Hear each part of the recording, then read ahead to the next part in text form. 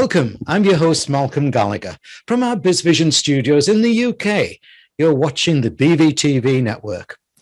My objective throughout my career has been authenticity, but it's easier to stray from such a path, and even more easier in this new demanding and altered world, where you often have to appear to be someone you are not just to get your message heard above the noise.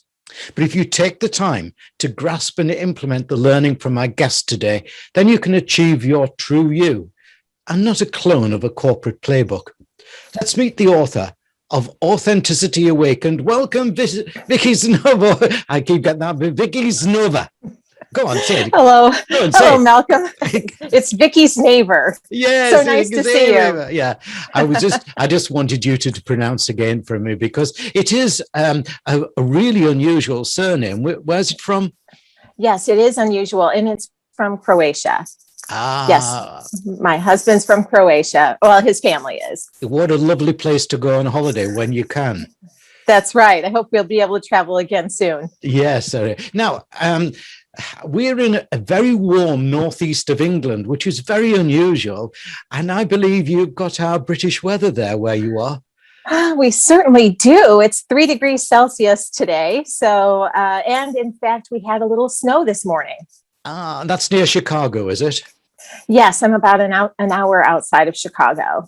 Ah, you see. Yeah, we've been blowing it your way. We've been blowing it your way. Yeah. Well, I don't appreciate it. So okay, that's not a good start to the interview. I'll be chatting to Vicki in 3 parts. First, I'll ask her, what is authenticity and why does it need to be awakened? And in part 2, I'll ask her, what causes a drop in authenticity by people? And in part 3, we'll chat about how you can awaken your authenticity. But first, Vicki, can you briefly tell us who Vicki is and some key highlights on your journey to where you are today? Sure, I'd love to. And again, Malcolm, thank you so much for having me join you today. You know, my career, I worked in corporate America for 4 decades. I started as an entry-level clerk, and I was basically always very enthusiastic. But I came from a family of 12 children, the youngest of 12. And my family really didn't have the means for me to go on to university and to do the typical path to a business career, for example. I always felt, even as a 2-year-old, that I had an affinity for paperwork and business, even, at the age of 2, loved pencils and a clean sheet of paper always. But I went to work right after high school. And then when I was around 21 years old, I started going to night school. So I went to night school for 15 years while raising my 3 children. And again, always being enthusiastic and being able to work my way up through various roles. I worked at Sara Lee for most of my career. And that was a wonderful corporation. In fact, I visited London several times in my work. And I was able to keep growing and developing and having a wonderful career, but it was a very slow process. What I always say is that when you read the story, The Tortoise and the Hare, I am definitely the tortoise. Right. But, the one thing, they always say that looking back, I actually ended my career in March of 2020, the typical corporate career, before I went on to write my book.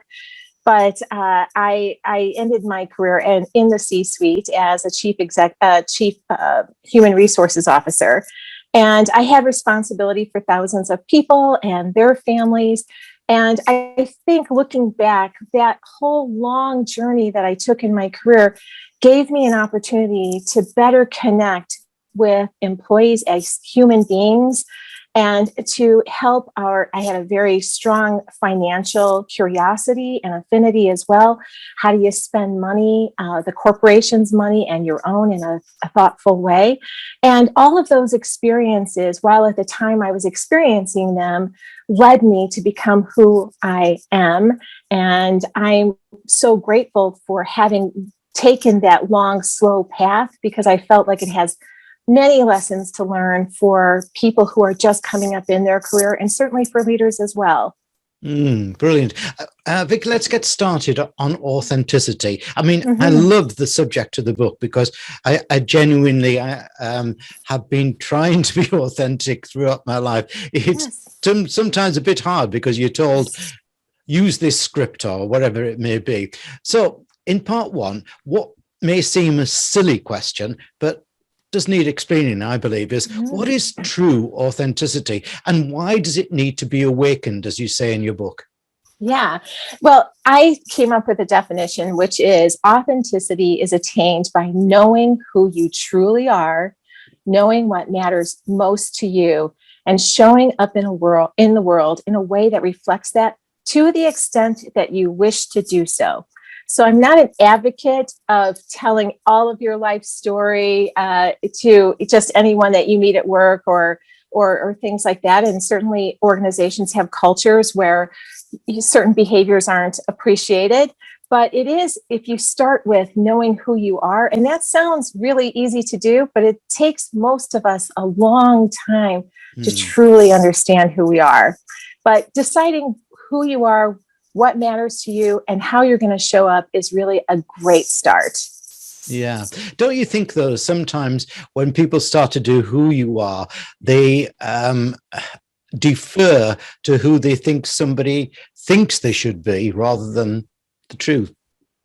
Absolutely. And in fact, in most roles, certainly professional roles, you are told from a very early age, early in your career, how you're supposed to show up.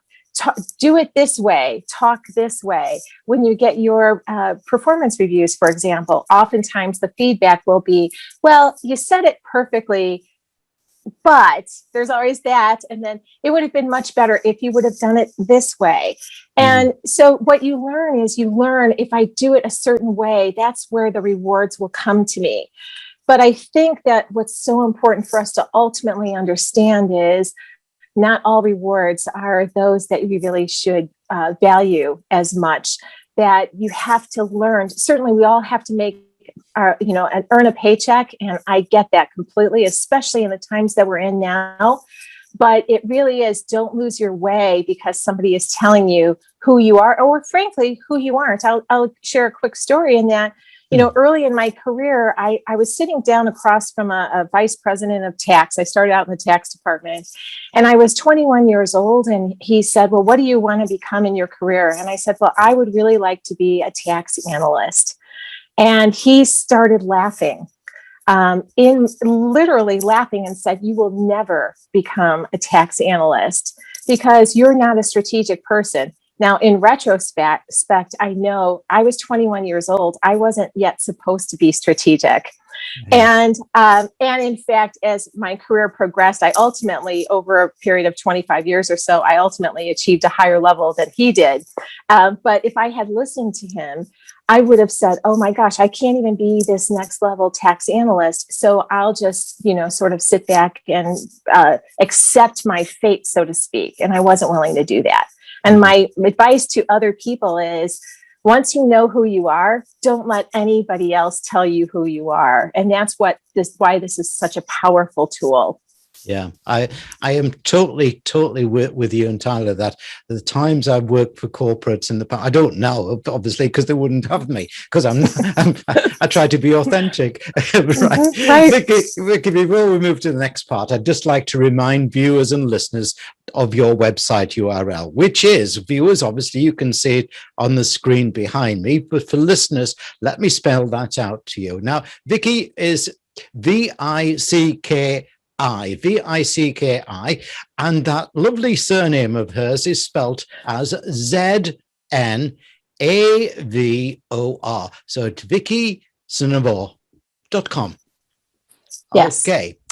Vicky's book is called Authenticity Awakened, The Path to Owning Your Life Story and Fulfilling Your Purpose. Now, I like that word purpose. I think mission and things like that are old. Their purpose is far more of the moment, isn't it?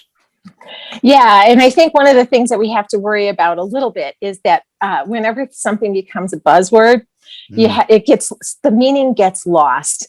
Yeah. And purpose happens to be one of those words, I think, that now is sort of getting away from us. But purpose is really about again, going back to, what I believe is that if you understand your life story, and my book walks you through how to do that, there are 5 to 7 pivotal life moments for all of us that we can go back and we can say, aha, that's why I always respond this way, or this is why this is such an important aspect of who I am and how I show up in the world. Then my book also walks you through your values. Values is another word, if you will, that seems really easy to say. And we all think, oh, yeah, I understand what my values are. But when you sit down and you really dig deep into what those values are, you understand what means most to you. And I think that that's so important. So taken together, your life story, who I am at my very deepest core, what matters most to me, and I understand what that is. Now it's really digging into what's my purpose. And my book provides 3 statements about how to get to purpose, starting with, I want to be. And then the next way I go at purpose is, when I'm at my best, what does that look like? And then, what do I believe? So these are 3 core statements, not easy to get to. It takes a lot of work, but to dig deep. Then you can get to what's my purpose. And I actually, in my title, Reawaken, Authenticity Reawakened, I use the title Reawakened because we all grow and change. Malcolm Gallagher at your age now is not the same Malcolm Gallagher that you were 20 years ago, 30 years ago. So this whole concept of reawakening is, who am I? That question, that answer changes over and over again in your lifetime. And when you keep listening and to the universe, listening to yourself and staying in tune with who you are, there's always this reawakening that will lead you ultimately to your purpose. Yeah, you're so right about that. All those years ago, considering I'm only 29, of course. That's right. Me too. Yeah. But, we've got grandchildren now, and suddenly I never thought I'd get round to grandchildren, but the purpose changes. And, I'm very, very much interested in climate and all that sort of thing now, and what we're going to leave behind for those children. And yes. I think that's you're so spot on that one. Now, I want to ask you in part 2, though. It's my experience that many leaders and their people will drop their authenticity and become or act like someone they're not. So what do you think causes this truly? Is it a desire to conform, the pressure to lose your own values, and just a failure to keep assessing yourself? Well, there's probably all of those things. I think what gets in the way more times than not is fear. And we don't like to say that we're afraid of something, but all human beings are afraid of something. So you may be fearful of a rejection. You may be fearful of not being able to achieve your financial goals. You may be fearful of just not being accepted by other people that you deeply respect. And so you kind of get into a pattern of going along. And I think that this is why, though, why I'm very particular about saying, to the extent that you wish to do so when you're thinking about your authenticity, what do you want to show to the world? Because when you dig into your values, you know what those key core principles are in terms of your authenticity that you just will not tolerate. I always say that it teaches you the exercises that I work with you on teaches you what you will stand up for and what you will not stand for as well.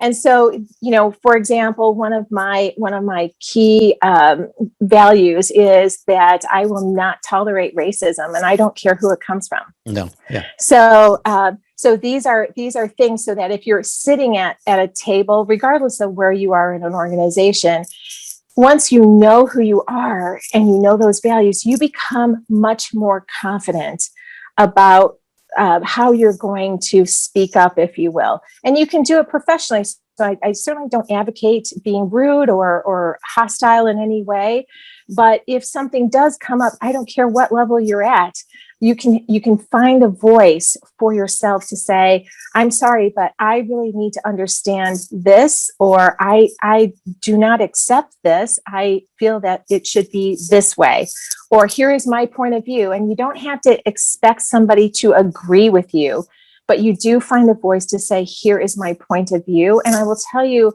as a leader in an organization, this is where leaders can really make a difference in their people. We talk all about inclusion and diversity. Well, inclusion at its very core is listening to somebody, asking, how are you? And then sitting there and listening to the answer, and not having some predisposition about what's acceptable to hear back. So I think that that's so important. And maybe the next book will be more about leadership, but I wanted to start with the core person and how do you find your voice? And so I think it's those things. You don't have to, make every single thing a hill to die on, but the things that matter most to you, I do think you do. Yeah. Now, I must tell you how we've used your thinking in the last few days, and I don't want you to be sending me a bill for this consultancy, okay. Right? But my wife has just reopened the Victorian tea rooms that here in the beautiful county town we live in Northumberland, and it's obviously been closed for a year, and which is sad, but it's a listed building, and it's right quaint and everything. And what she wanted to do was to go in and know the purpose, to be able to be different. And we talked about authentic hospitality, where you are actually doing it with a genuine customer care, genuine customer service. And that's been the hallmark of what she did. And she can only open the courtyard at the moment. People are not allowed inside in the coffee shop. So it's limited to 10, but she was absolutely chock-a-block for all the 4 days that she was open and communicating. And she's found that purpose now easy to communicate to the staff about the authentic hospitality that they're there. It's not, smarmy or anything like that. It's genuinely great to see you back again and building the community background again. So thank you for that. Thank you for that. Well, I can't wait to visit. Honestly, I really can't. I'll certainly come and visit. But yes, I mean, that's what's so important is, if you don't want to use the word purpose, think about what is my intention? Yes. And when you start with whether you're a person who's speaking to another person, having a business such as your wife's business, those kinds of things, ask, what do I want people to walk away? How do I want them to feel? Yeah. And for goodness sakes, another thing is I really dislike when people call other people individuals. That's a human being. So look at that person. And if you're a manager, look at the person across the table from you and say, this is a human being that I'm dealing with. Yeah. And what's my intention with this person's career, with their experience? And that's what you've done with the business too. And that's exactly spot on, Malcolm. And I'm sending the bill right away. Yeah, right. You do realize you won't get paid. Right. That's okay. Yeah. And now for our final part, the action bit. The action bit. Finding that authenticity. I understand, because we do that with people, but some people may struggle to find it themselves. I know your book's there to guide them and to help them. Sometimes you say that they should find it themselves, or should they get some external help? And how should my viewers and listeners go about awakening their authenticity? Obviously, apart from buying your book. Yes. What do you think today's leaders especially will gain from this awakening of their authenticity? Yeah.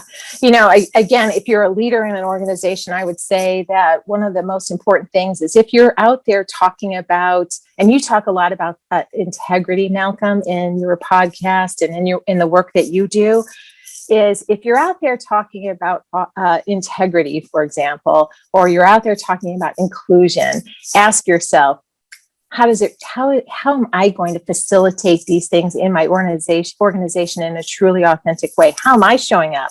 I love the interview that you did with Rocky Romanella, who I know you're on a three-peat with Rocky. But what I loved with that work was that he talked, and I talk about this in my book, you have to be able to look yourself in the mirror. It's such a powerful exercise, and it sounds a little hokey, but I know that some of the most profound feedback from the universe, if you will, that I've ever gotten was when I stood in front of a mirror and I asked myself, who am I? Or I asked myself, am I showing up in the world in a way that really is the most meaningful for me? Am I showing up for my family, my friends, my children, my colleagues, myself? And when you ask those questions, you have to stand there long enough to feel the answer come back to you. And I assure you that it will.